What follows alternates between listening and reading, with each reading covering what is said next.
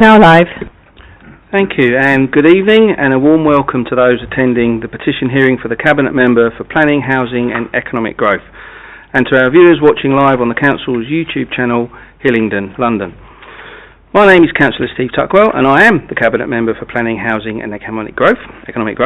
Details of the business to be considered today are shown on the agenda, copies of which are accessible online underneath the live broadcast. For those in the room this evening and intending to speak, please note that you will be filmed and any statements you make will be recorded and made public. A reminder to anybody speaking this evening that your voice will only be audible if the microphone is switched on. In terms of fire alarms and evacuations this evening, we are not expecting any, so if an alarm does go off, please follow officers to the fire exits and out of the building to the designated meeting points. For mobile, tablets and devices, for those of you in the room, can ask that you please switch those devices onto silent or off. Although myself and the officers up here on the table this evening will be using devices to support the hearings paperwork this evening. We also have at the back of the room there meeting feedback forms, so for those attending in the public gallery there are some forms available to you, and for those watching online there is a link to the feedback form directly underneath the broadcast. Okay, let's get on to some introductions before we get into the main body of this evening's agenda. So we have a number of introductions to do, so those of you supporting this evening's hearing, we have Steve Austin here, who is our Traffic, Parking, Road Safety and School Travel Manager. We have Alan Tilley, who is our Transport and Aviation Manager, and we have Liz Penny, who is our Democratic Services Officer, who is pulling all of the proceedings together today. So that's the introductions, that's the domestic arrangements. We can now go into the actual agenda itself. So agenda item 1 this evening is declarations of interest in matters coming before this meeting. Don't think we have any. Agenda item 2 is to confirm that all business this evening will be taking place in public. And agenda item 3 is to consider the report from officers on the following petitions received. So that brings us on to the first agenda item, which is agenda item 4, Northwood Way. Now the reason this broadcast has started 15 minutes later than was published is because Northwood Way petition has been deferred and will be rescheduled for another date. So that brings us straight to petition item 5, which is Dulverton Road, which is a petition requesting the installation of traffic calming measures and a 20-mile-an-hour speed zone. So Liz, over to you to read out the petitioner's statement. Thank you. Thank you, Chair. Yes, we have received a statement from the lead petitioner in respect of this. She apologises for being unable to attend the meeting this evening, and her statement goes as follows. My name is Pasma Vass and I am the main petitioner. I have lived in Dulverton Road since 1992 and along with most of the petitioners beyond that. It has always been a quiet residential area, but over the past 3 to 4 years we have observed with dismay the increase in traffic using our street as a thoroughfare, as Dulverton Road is clearly used as a cut-through because it runs parallel to Victoria Road. This has caused congestion, noise and pollution. The vehicles that pass through could be anything from SUVs, trucks, lorries, delivery drivers and food delivery on bikes.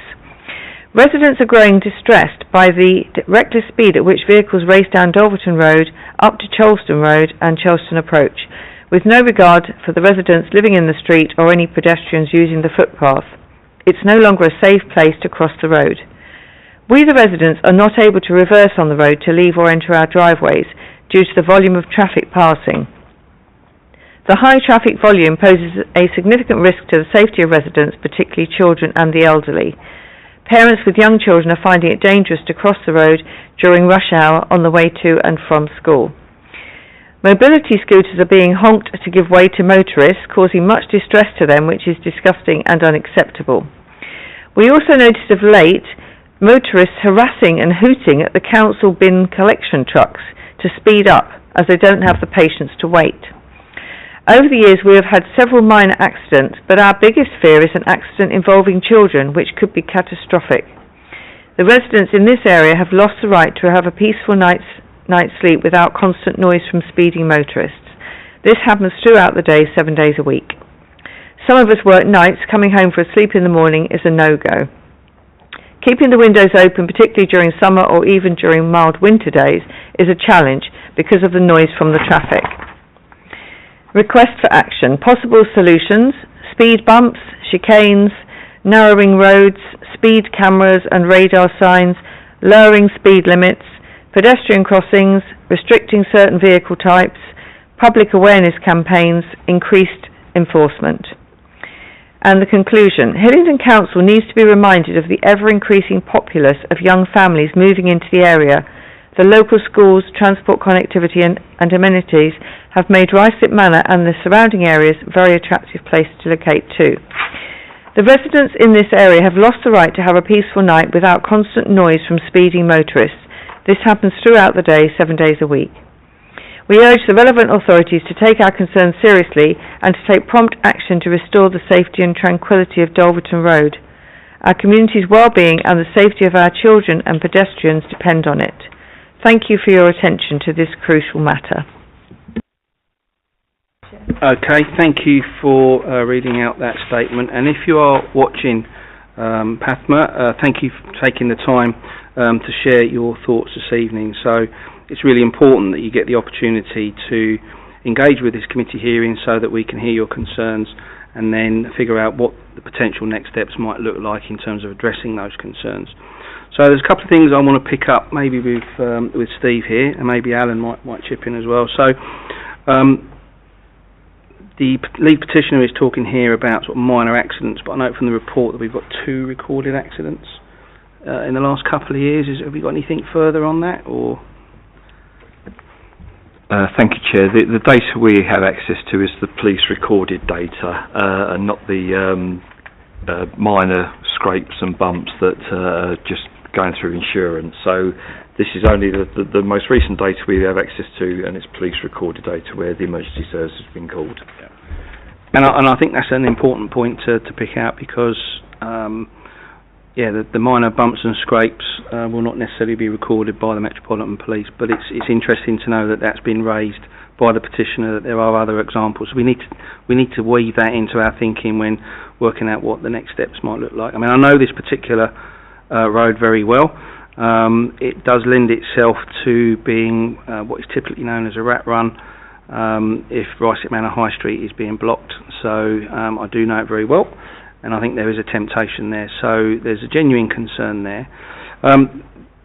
If the petitioner or ward councillors are here, I'll probably ask about SNT involvement, but that's something maybe we can pick up offline to see if the Safer Neighbourhood team for Ruislip Manor are undertaking what I would term as community road watch schemes, which is something which is quite successful. And I think we also need to be mindful that we've got Ladybank School very close by as well, and we know that that is quite a big consideration that we need to take into account. So we've got 27 signatures here, which is quite a hefty amount, and we have 3 recommendations that I've been asked to consider. So the first one is to meet with the petitioners. Now, I know it's unfortunate that we've had to have the written statement, but nonetheless, we're still here to consider those points in full. So we've done that. We also need to be thinking about, subject to considering this petition, do we proceed with some traffic surveys? And for those watching at home, and Steve, you might be able to maybe talk about the more technicals around that, but it is a 24/7 traffic survey on Dolverton Road, which will give us a firm feel for what is the volume of the issue here, how much volume of traffic, what are the speeds, and that will inform our thinking as to what the potential options are going forward to look at traffic calming and mitigation measures. So Steve, maybe you want to sort of talk a bit about what those surveys are and how they work.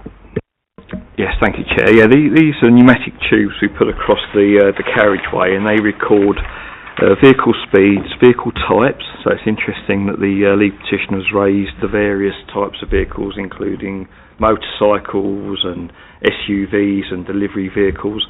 So it will be able to pick up all that information, the times of day, the volumes, what direction vehicles are travelling in, and also are there patterns at night where perhaps a vehicle or 2 or 3 vehicles are using the same road at certain times, racing. It could be something we can report then through to the Safer Neighbourhoods teams. They might be able to undertake some some specific enforcement during those times. but this really is the data to kick everything off. The 24/7 surveys, they're independent. They're normally laid down for about 10 days, and we get a good 7 days worth of data. That's 24/7, Yep. and it's what we really need to look at all the options available. Yep.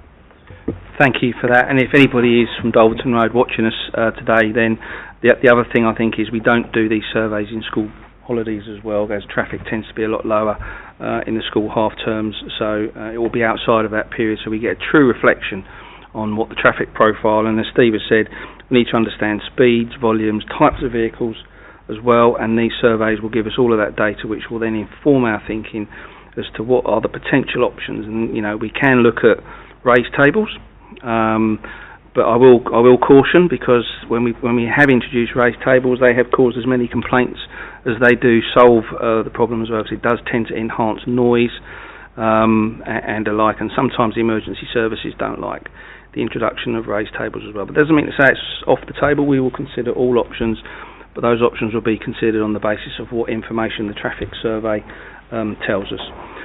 So thank you for that, Steve. And I think the third recommendation was around a recognition of the work that the local school is doing, Ladybank School, and I think that needs to be included in this, in terms of what more we can do to help the schools be involved in any traffic mitigation measures. Now, we have in some parts of the borough, we've actually asked school children to design road signage, and that's gone quite well, and that actually helps encourage young people participating in traffic mitigation. So that's the third recommendation, which is to note the excellent work undertaken by the school in support of the council STAR team and contributing to achieving TfL Gold accreditation. So well done to Ladybank School on achieving that.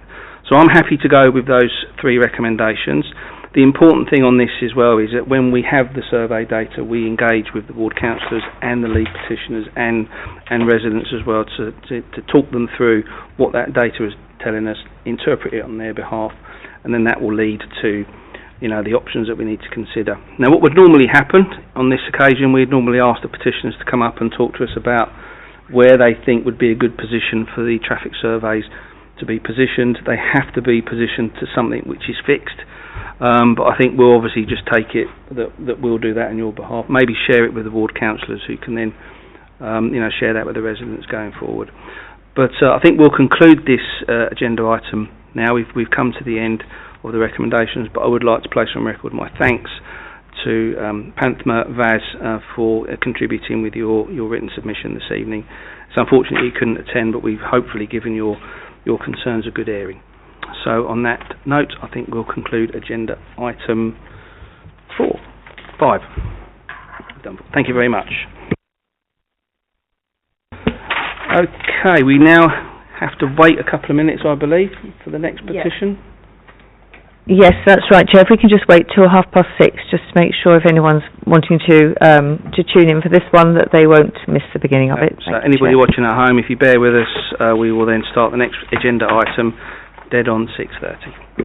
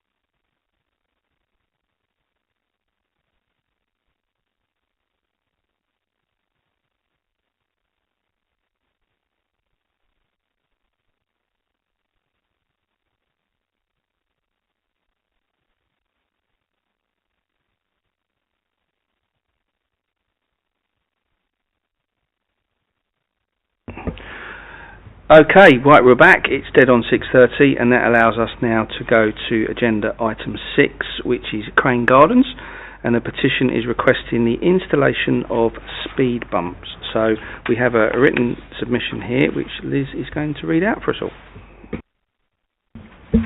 Yeah, thank you, Chair. So we have received a written submission from the lead petitioner for this item, who says, "Dear Councillors, I sincerely appreciate the opportunity to present our case regarding traffic concerns on Crane Gardens. Unfortunately, due to travel commitments, I'm unable to attend the meeting, and given the short notice, no other residents from the road are able to attend either. Rather than delay the discussion, I would like to submit this formal case for your consideration. Background and key concerns. Increased traffic and speeding. Over the last 5 to 10 years, North Hyde Road and the A312 have seen significant increases in traffic, especially with the opening of Costco and other businesses that support the local community.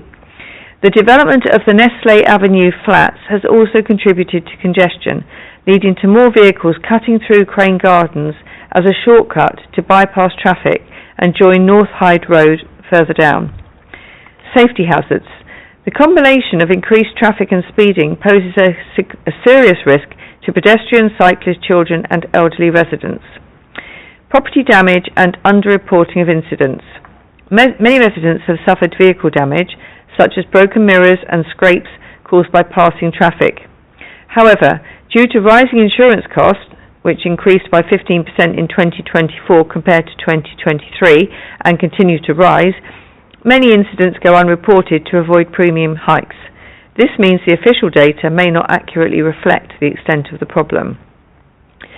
Environmental and quality of life impact. Firstly, noise and air pollution.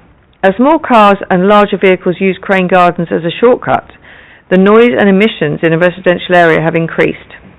Stop-and-go traffic, idling at junctions, and vehicles accelerating between parked cars contribute to higher pollution levels affecting residents' quality of life. Disruption to residents.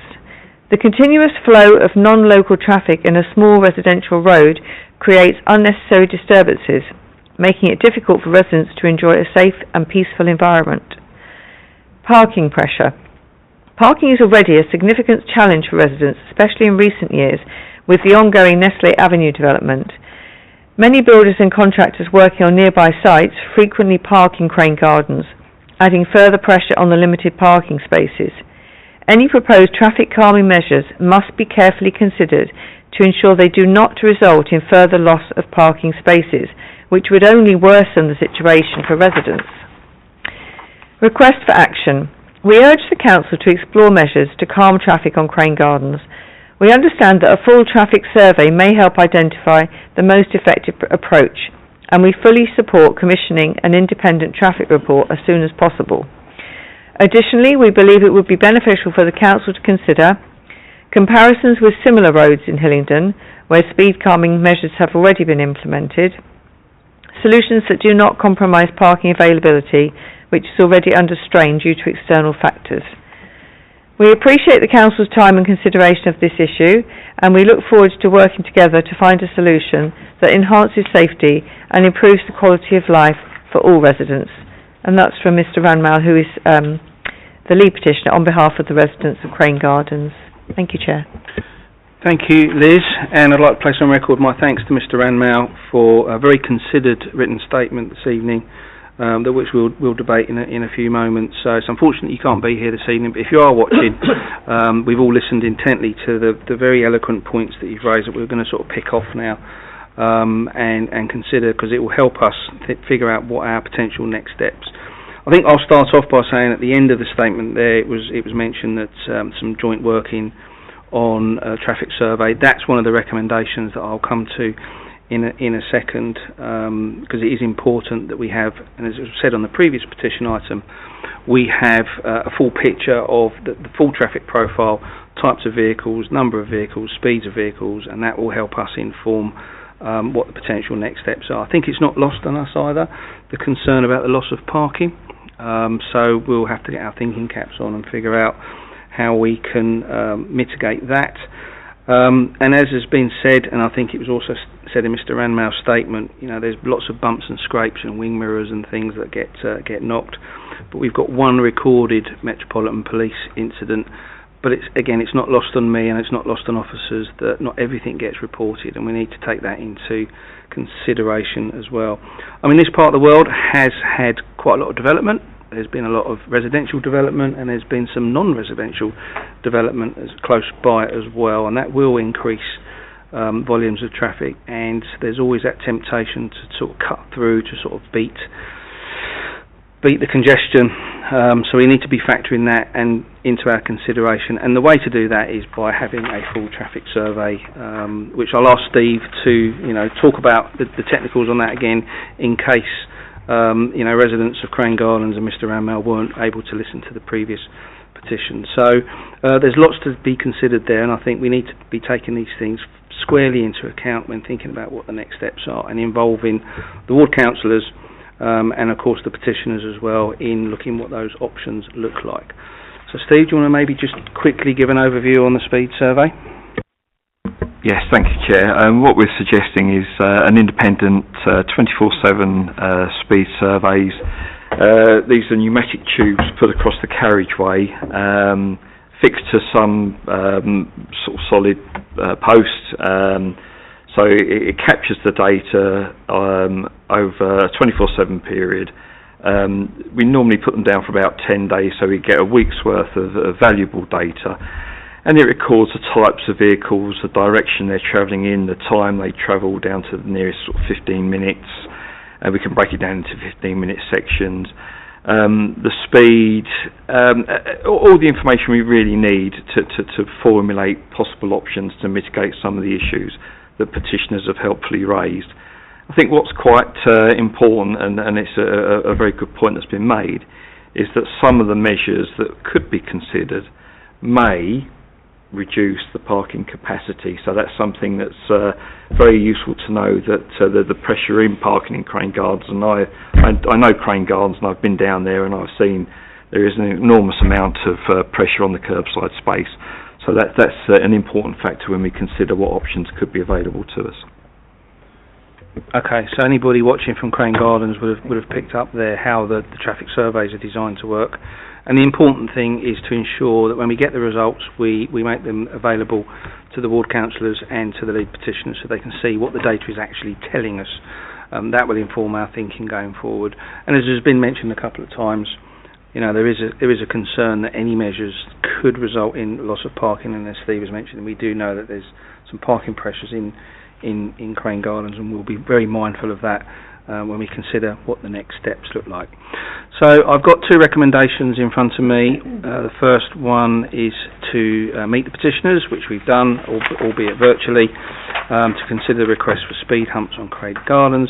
And the second recommendation is to instruct officers to commission an independent 24/7 speed and traffic survey on Crane Gardens at locations agreed with petitioners and ward councillors.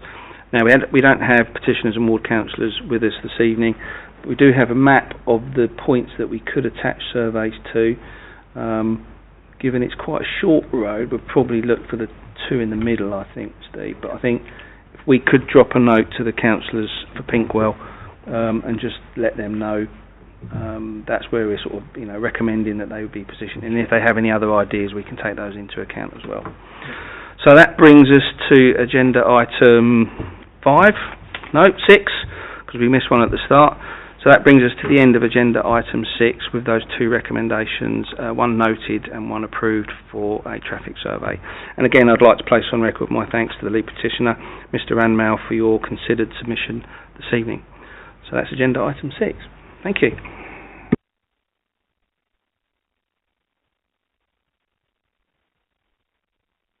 So again, anybody watching on YouTube, we've now finished agenda item 6, but agenda item 7 is published on our agenda to start at 6:45, which is just about five and a bit minutes away. So we're going to have to sit here patiently in case there's anybody eagerly awaiting to join us just before the published start time of 6:45. So we're sitting here sort of twiddling our thumbs for the next 5 or 6 minutes while we wait for that time to tick down. Thank you.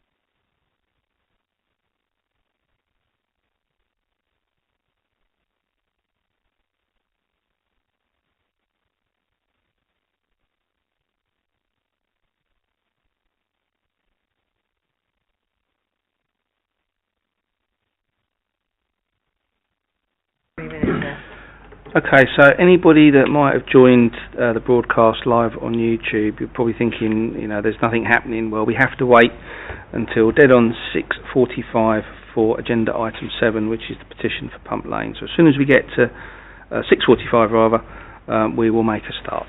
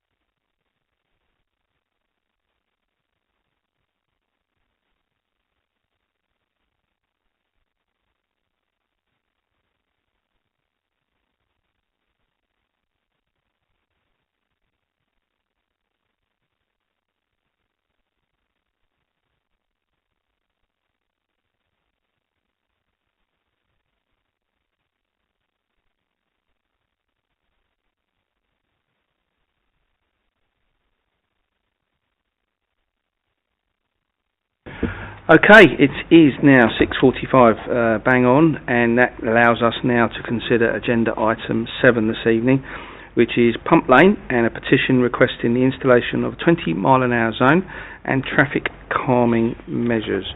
Now, for this particular item, I can see we have 2 ward councillors in the audience this evening, but we haven't got anything from the lead petitioner, Mr. Robinson, who's not with us, and we don't have a written statement. So if you're watching, Mr. Robinson, if you do have anything to send in to us, please do, and we'll certainly do our best to consider that in our thinking for this particular item. But as I said, we do have 2 ward councillors that have got 6 minutes, 3 minutes each. How you wish to carve that up is entirely up to you, but it's important that we do hear from ward councillors on these particular schemes, as they have a lot of insight into their local areas, which will be useful for this hearing to understand, and the outputs that we can take forward into our thinking. So we're going to start the clock at 6 minutes, Liz. And councillors, you're very well experienced in how all this works, so I'll just leave you to share your thoughts this evening. Right, I'll tell him when he can speak. Okay. I know the area incredibly well.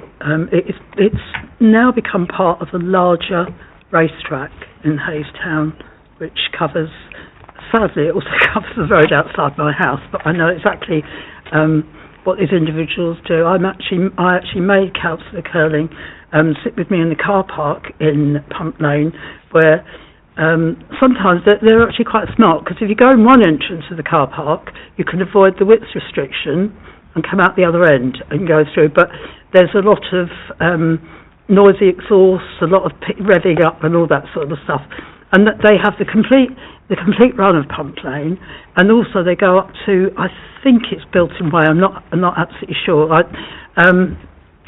know the police have been involved. They know the thing is, if you ring the police, I'm going from my own personal experience, if you're part of a racetrack and you know that there's stuff going on outside your house, if you ring them up, by the time the police have got there, they're gone. So, I mean, I would advise people to call the police, if only to log it as a reference number. I personally think that you obviously need to have the traffic survey. Again, I've had one of those outside my property, well, further up the road, but it would appear that some of these people that arrange this know where the speed surveys are. I'm not quite sure how, because I did ask one of the local youth, and they said that they actually knew the roads that they were being put on. It's because they're attached to a telegraph pole or a post, and they go across the road. I suppose it doesn't take a genius to work out where they are. What my biggest concern is that we've got new people living in the new developments. We're going to have more people moving back, and it is incredibly dangerous. We've got, the people in Mount Road complain about the noise of the traffic that's going down Pump Lane, so you can imagine the volume of the actual noise if people in the road off can actually hear it. I don't know. I know you don't agree with, we don't agree with road humps, and also the thing is, because it's a through road to the 312, you've got large vehicles using, I'm not 100% sure, something I got from David Bruff, who said that he thinks that there's arrangements for a bus service to go down to Pump Lane, eventually. So of course, width restrictions would make life incredibly difficult for that. Over to you, Peter, because you actually drive. I don't. Okay, so just a couple of bits to add. Back, where was it? Quite a long time ago, maybe even towards 10 years ago, when we had a steering group. I was on a steering group looking at the reopening of the town centre, because the town centre used to be pedestrianised, then it was reopened.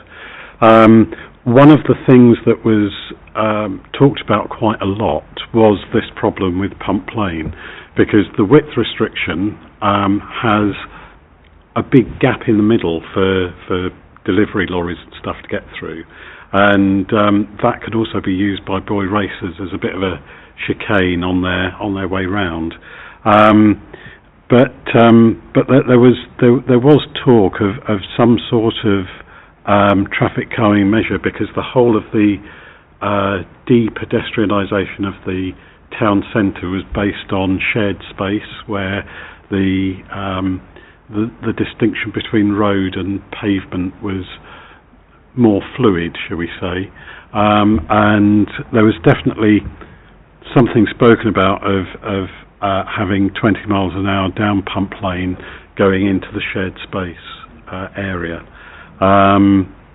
and as Janet said, with the new developments springing up down there, this is sort of more and more important, really.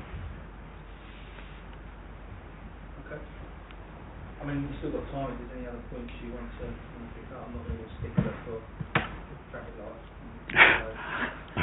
Can I just say that if traffic survey is necessary, well, it obviously is, that I don't know, as long as the residents know that we've taken into consideration their things. I also have to say that sometimes the traffic surveys aren't that good. As I say, I have cars, and I'm going back to my bit of Dawley, where I have cars going over the Dawley Bridge with all wheels off the road. They're going that fast, but apparently that didn't count on the thing, didn't show up on the survey. And also the speed things that tell you what speed you're doing, as you go over things. That is an open invitation to people go, let's see how fast I can go. So it's me just having a general moan, but as I say, as long as we know that, as long as we cover everything, because as I say, the last thing I want is somebody to get run over there, especially children, because there are children coming out of the new developments and they will be going to school, and sometimes you only have to look away from a child for a couple of seconds and something dreadful to happen. That's not on my watch. Basically, so that's my bit. But okay, if you don't mind, I've got a couple of questions that we can pick up with. So, is this organised car meetings which are using Pump Lane as a racetrack, or is it just the the opportunists? No, some of them are properly organised. They actually have a burger van. I've seen that. Yeah, and you just think, hello. But some of them, I think, are just local youth. Because there was an issue with Asda's car park, wasn't there? Yeah. Not too far away. Yeah. Saying Tesco's and Yedding Yeah. to use. There's lots of places. If there's somewhere where they can go, they just find it. And I'd say the bit that concerns me more than anything is them using the Pump Lane car park to go in one end and round and then come out to actually miss the thing that looks like it's got two bells on it. That's a width restriction, isn't it? But that worries me because that has the potential to be really dangerous. Yeah. And they rev up as they're going along and then they come straight out into Pump Lane, and that really worries me because I don't think, I mean, as I say, I don't drive, but I don't think you can be in total control of your car if you're doing that. You're coming out those sort of manoeuvres. I'll stand to be corrected on that. No, I think you raise an important point there, and I saw Steve scribbling away there, as I have, and I think we need to look at that car park access. I'm not sure if it's one of ours. I think it might be. Yes, it is. Yeah, I know I've had conversations about that car park in another setting for another reason, but that might be something to have a look at if we can secure that car park to prevent that. So, organised car meetings I know is an issue in other parts of the borough as well, but I know it's been particularly around that neck of the woods. And as you say, they have burger vans, Facebook groups. Yeah. I've even seen someone to take your kids, to watch these car race, which isn't good. So we need to get the police involved in that, whether that's the SNT or we do something a bit more meaningful with some more senior police officers, just to have a little look at that. You've mentioned speed surveys. We'll come on to that because that's one of the recommendations, but we do know that Pump Lane has had an awful lot of development over quite a few years now. I remember when it was a series of industrial estates, and now it's quite high-rise dwellings, which is good in one respect, but we need to just make sure that we understand what our options are to mitigate speed. The width restriction, so subject to there being quite a lot of development there, and obviously the access to the new Southall gasworks as well. Yeah. Alan, is there anything you can share with us in terms of what, as part of the development, what the plans are for improved bus routes, I guess? Thank you very much, Chairman. Yes, as part of the redevelopment of Southall Gasworks, which is known as the Green Quarter, there are proposals to introduce a new bus service, and that bus service, just a proposal at this stage, would run from Southall through the Green Quarter, along Pump Lane, and then all the way down to Asda in Hayes Town Centre. Now, for the bus service to operate, clearly the width restriction needs to be revisited, and there are proposals to have it removed, with the developer of the Green Quarter funding the costs in full. And negotiations are taking place between the council's engineers and the developer, gearing up to be ready to remove the width restriction. Thank you, Chairman. Okay. And I think that the width restriction probably acts as a natural traffic calming measure in its own right at the moment, so to take it out probably would cause a little bit of concern and alarm that it's going to open the road up.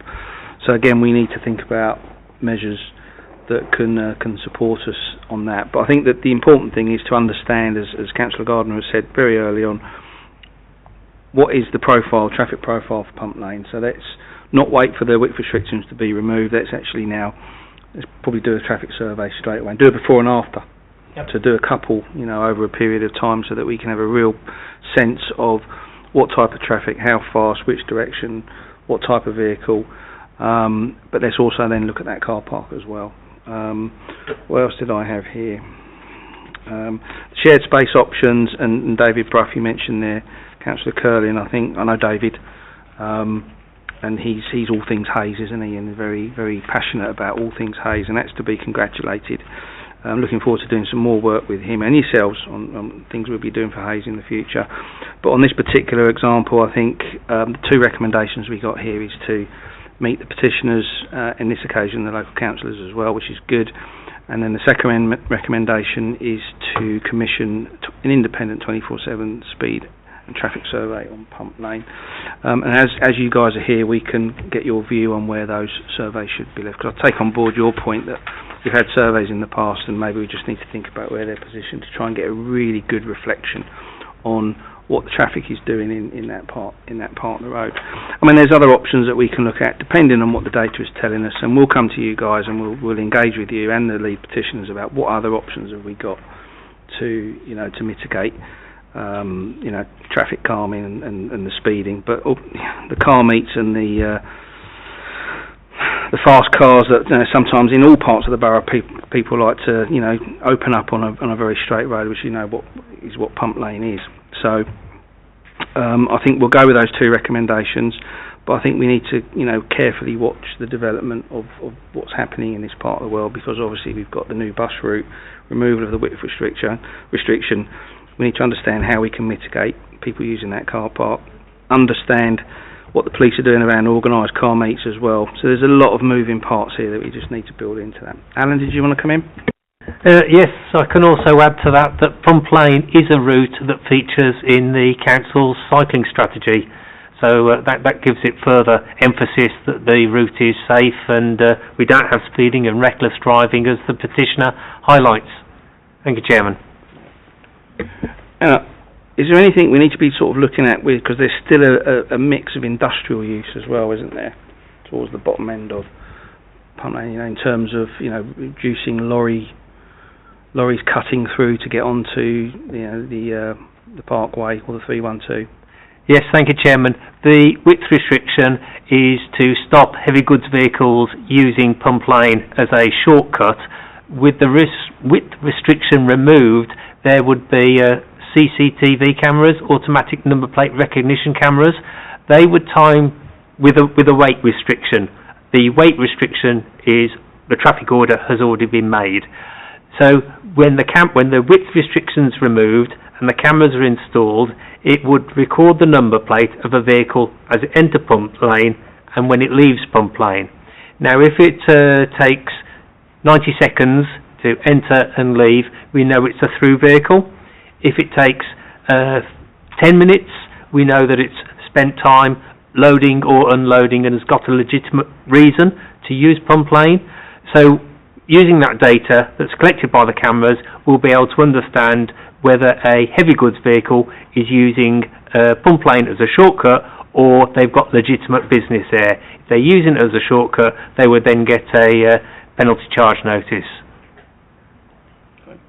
Thank you, Chairman. Oh, good. That's a good technical explanation there, and I think that again would just help. You know, those cameras being present will also then help to mitigate. But that's only a proposal at this stage. Is that my understanding? A proposal, yes. The traffic order has already been made. It's just a case now of, as I said earlier, getting all the things in place to get the width restriction taken away and the cameras installed in its place, and then we will carry out the traffic surveys and find out the nature of traffic along the road. Is speeding taking place? If it is, what can we do to improve the road safety of all road users and local residents and people moving into the area? Perfect. Thank you, Chairman. Okay, thank you. So I think on that we have two recommendations, as I said, and we'll go with both of those recommendations. But we'll continue to monitor Pump Lane, and I think Steve's captured also the bit about the access to the car park that we need to mitigate as well. So on that note, I think we can conclude agenda item 7 this evening, which is the Pump Lane petition. So thank you very much for your time this evening. Yeah, if you want to come up, and we'll just put where you think the best position for the surveys would be. Indicated the local landmark. So you can help. So we've got the Muslim tent to the car park. Okay, so anybody watching at home now, we have now concluded this evening's business. To thank you to everybody who's watching and people that have contributed this evening. As you can see now, Alan Tilley is going through with ward councillors where they're going to put the traffic surveys. But thank you for your time this evening, and we'll close the broadcast now. Thank you.